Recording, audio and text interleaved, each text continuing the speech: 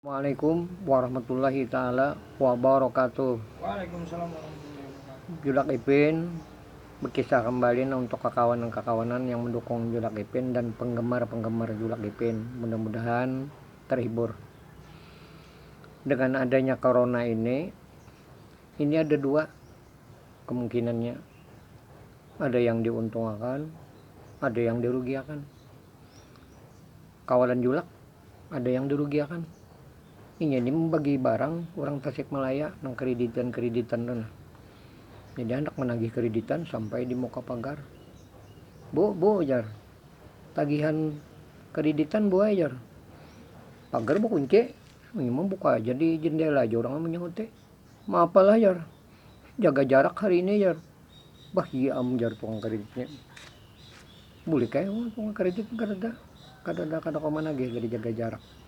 Begitu kawan yang diuntungkan lain pulang. Ini amat karena berdagang sate di pasar. Biasanya isi sate itu 5 hirisan. Jadi pas makan di situ, mat. Ini kenapa jadi satenya ini jadi 3 aja. Jadi jarang amat penyahote. Jaga jarak jar.